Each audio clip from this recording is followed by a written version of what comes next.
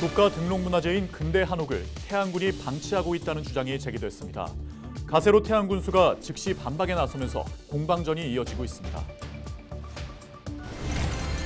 의장단 구성을 두고 파행을 겪고 있는 예산군 의회가 임시의장을 선출했습니다.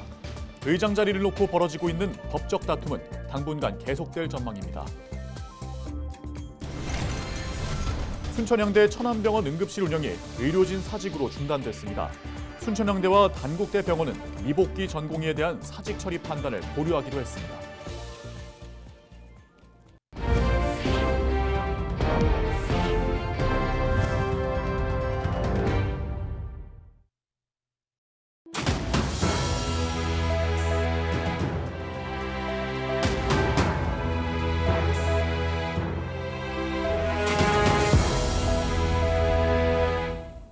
시청자 여러분 안녕하십니까?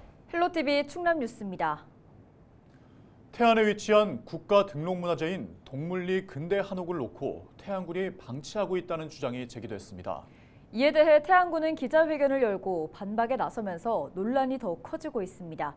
정호석 기자입니다. 1930년에 건립된 근대 한옥. 해당 한옥은 지역에서 드물게 현존하는 근대문화유산으로 보존 상태가 양호하다는 평가를 받아 지난 2017년 국가등록 문화재에 이름을 올렸습니다. 이듬해 주인은 한옥이 문화자원으로 활용되길 바란다며 태안군에 기증했습니다. 하지만 6년이 지난 지금 담벼락은 무너졌고 가옥 곳곳에는 거미줄이 쳐져 있습니다. 빈집으로 놔두면 상당히 훼손이 됩니다. 그런데 지금 12년도부터 지금까지 집이 비어져 있기 때문에 상당히 많이 훼손되어 이렇게 있는 상태입니다. 김진건 의원은 한옥의 보수가 시급한 상황이지만 태안군에서 방치하고 있다고 주장했습니다. 지난해 한옥 보수와 주변 정비 설계비로 국비 포함 1억 원을 확보했지만 태안군이 아무런 집행을 하지 않았다는 겁니다. 김 의원은 해당 가옥의 보존과 관리를 위한 대책이 필요하다고 강조했습니다.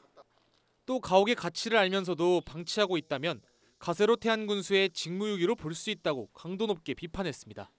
국민들한테 정말 순수한 마음으로 기증한 사람의 마음을 알게끔 만들고 군수가 잘못했다라는 것을 끝까지 이렇게 해서 끝까지 싸울 겁니다. 군수하고. 가 군수는 기자회견을 열고 김 의원의 주장에 대해 즉각 반박했습니다. 먼저 가 군수는 기증자의 무리한 요구를 받아들일 수 없어 보수 설계비를 2월했다고 밝혔습니다.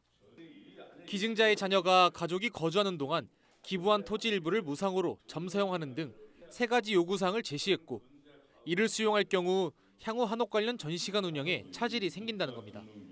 또 가군수는 한옥과 더불어 집안에 있던 유물을 전시관에 활용할 수 있도록 박물관에 기증한 3,400여 점의 유물을 한옥으로 다시 가져와 달라고 요구했습니다. 동물리 근대 가옥이 국가등록문화재로 등록되었을 때의 취지와 가치에 따라 원상 회복되지 않는다면 사업비를 집행할 수 없다고 생각을 하게 될 수밖에 없습니다. 이에 대해 김 의원은 박물관에 기증한 유물을 다시 가져다 놓으라고 하는 것은 사업을 안 하겠다는 이야기며 기증자 가족의 요청사항도 들어줄 수 있는 거라고 재반박했습니다. 근대 한옥 보수를 놓고 공방전이 계속되면서 이에 대한 논란은 더욱 커질 전망입니다. 헬로티비 뉴스 정호석입니다.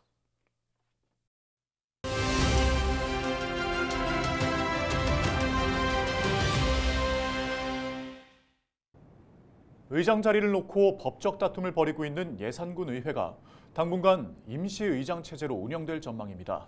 네, 자세한 내용 보도국 취재기자 연결해서 살펴보겠습니다. 한범우 기자, 임시의장은 누구로 선출됐습니까? 예산군 의회는 16일 본회의를 열어 국민의힘 장순관 의원을 임시의장으로 선출했습니다. 장 의원은 전날 유일하게 임시의장 후보로 등록했는데요. 투표에는 전체 예산군 의원 11명 중 7명이 참여했습니다. 장 의원은 과반수인 6표를 얻어 당선됐습니다. 나머지 한 표는 무효로 처리됐습니다. 예산군 의회 회의규칙 제8조 1항의 규정에 의하여 출석 의원 과반수의 투표를 하신 장순관 의원님이 임시의장에 당선되었음을 선포합니다. 장 의원은 선출 소감을 간단히 밝힌 뒤 바로 회의를 주재했습니다. 임시의장에 선출해주셔서 감사드립니다. 임시의장으로서 소임을 다하도록 하겠습니다. 고맙습니다. 네, 이처럼 임시의장을 뽑을 수밖에 없게 된 이유 저희도 앞서 보도해드렸는데요. 다시 한번 내용 짚어주시죠. 이번 파행 결국 의장 자리를 놓고 벌어진 건데요. 지난달 예산군 의회는 후반기 의장으로 전반기 의장이었던 국민의힘 이상우 의원을 선출했습니다. 하지만 이날 선거가 정족수를 채우지 못한 채 치러져 무효 논란이 일었습니다. 이후 이 의원의 경쟁 상대인 같은 당 장순관 의원이 법적 대응에 나섰습니다. 집행정지와 무효 확인 소송을 낸 건데요. 법원이 선거 결과에 대한 집행정지 신청을 받아들이면서 의장 자리가 공석이 된 겁니다. 예산군의회 의장단 구성이 순탄치 않아 보입니다. 앞으로 남은 변수는 그럼 무엇입니까? 가장 우선되는 건 법원 판단입니다. 먼저 집행정지 사건의 첫 신문기일이 오는 23일 열릴 예정인데요. 무효 확인 등 소송이 마무리되기까진 상당한 시일이 걸릴 것으로 보입니다. 이런 가운데 논란이 된 선거에서 의장으로 선출된 이상우 의원도 법적 대응에 나설 가능성이 제기되고 있는데요. 이 경우 파행은 장기화될 전망입니다. 임시의장 체제로 들어간 예산군 의회는 17일 상임위원회를 구성하고 미뤄진 안건 처리 등에 나설 계획입니다. 네, 일하는 의회의 모습 언제 볼 수 있을지 지켜봐야겠습니다. 지금까지 보도국 한범우 기자였습니다. 다음 소식입니다. 순천향대 천안병원 응급실의 운영이 중단됐습니다. 순천향대 천안병원은 16일 오전 8시부터 근무할 응급의학과 전문의가 없어 응급실 운영이 중단됐습니다. 최근 응급의학과 의료진 8명 중 4명이 병원에 사직서를 제출했으며 병원은 사직의사 철회를 권유했지만 끝내 설득하지 못한 것으로 알려졌습니다. 병원은 아직 사직 처리가 되지 않은 만큼 의료진을 설득하고 있는 것으로 전해졌습니다. 응급실 운영 중단은 오는 21일 오전 8시까지 이어질 것으로 예상됩니다. 한편 정부가 미복귀 전공의 사직 처리 마감 시한을 지난 15일로 제시한 가운데 충남에서는 순천향대와 단국대가 각각 복귀하지 않은 전공의 90여 명에 대한 사직 처리 판단을 보류하기로 했습니다.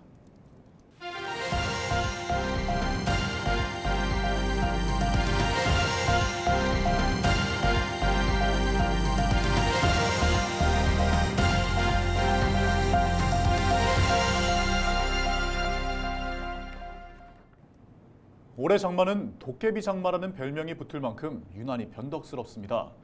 이처럼 해마다 복잡한 양상의 장마에 집중호우까지 이어지다 보니 농작물 관리에 농민들의 속이 타들어가고 있는데요.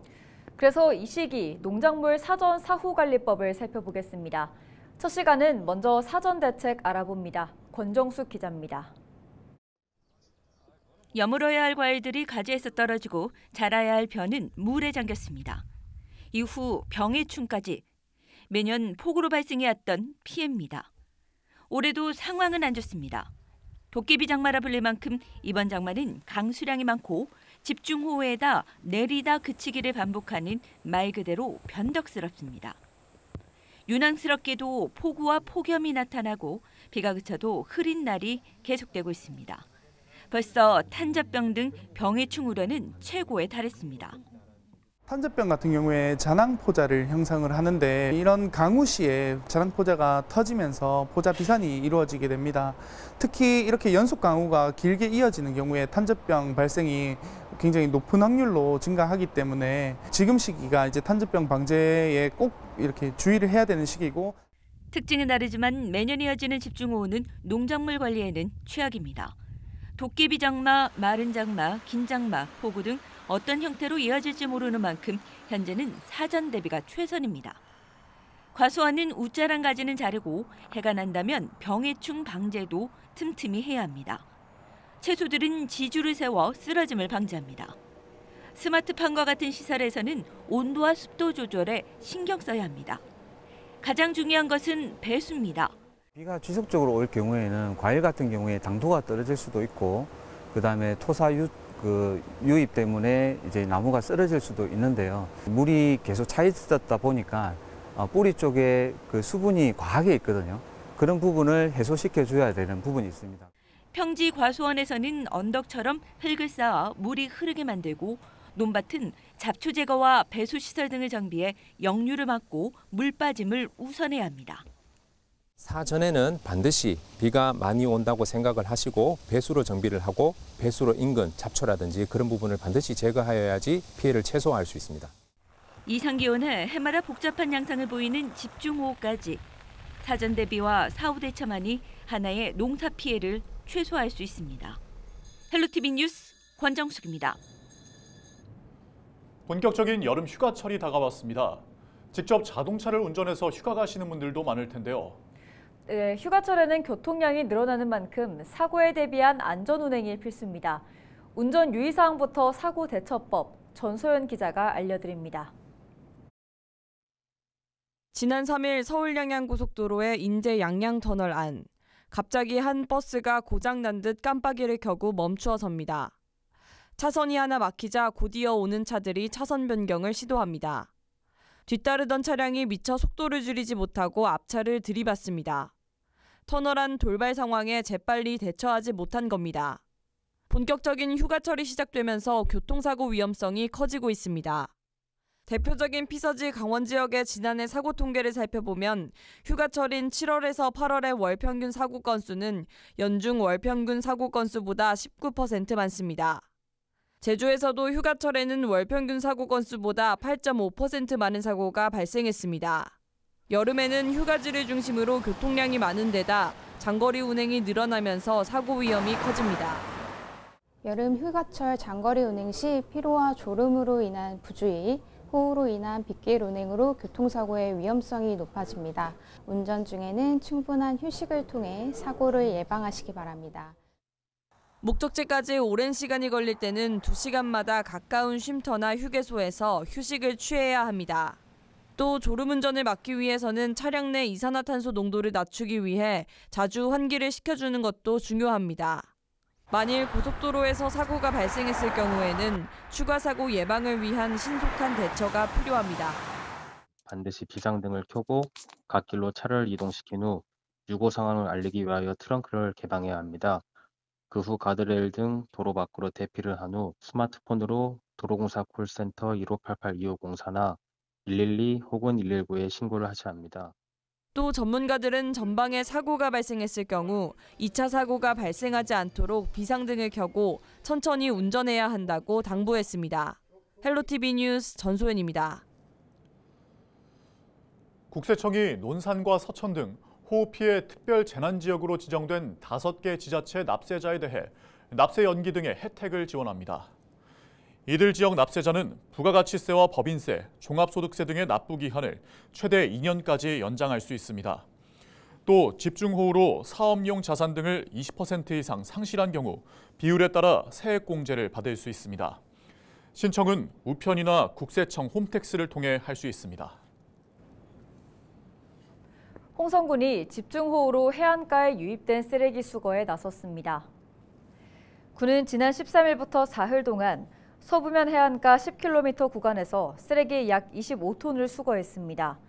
해당 구간은 남당항과 홍성 스카이타워 등 주요 관광시설이 몰려있는 곳입니다. 최근 천수만 바다에는 집중호우로 하천과 간월호가 급격히 불어나면서 쓰레기가 대거 떠밀려 왔습니다. 홍성군이 행정력과 예산 낭비를 방지하기 위한 시책 일몰제를 시행합니다. 시책 일몰제는 비효율적이고 불필요한 시책을 정리해 절감된 자원을 주요 현안 사업에 투자하는 제도입니다. 대상은 사업 목적을 이미 달성했다고 판단되는 시책, 투자 대비 성과가 미흡하거나 더 이상 실익을 기대하기 어려운 시책 등입니다. 군은 다음 달까지 일몰 대상을 발굴한 뒤 군정조정위원회 심의 등을 거쳐 해당 시책을 폐지하거나 개선할 계획입니다. 태안군에 물놀이 공원이 조성됐습니다. 태안군은 태안읍 상옥리 일원 3,500여 제곱미터 면적의 백화산 물놀이 공원을 조성했다고 밝혔습니다. 이번 사업은 태안군 지역개발 사업의 일환으로 지난해 8월부터 추진됐으며 12억 원이 투입됐습니다. 물놀이 공원 이용 대상은 5에서 13세 어린이와 보호자로 다음 달 15일까지 무료로 이용할 수 있습니다. 태안군은 안전한 물놀이를 위해 안전관리 요원을 배치하고 튜브나 장난감 등의 반입을 금지했습니다. 이상으로 뉴스를 마칩니다. 저희는 언제나 지역민 여러분과 함께합니다. 시청해주신 여러분 고맙습니다.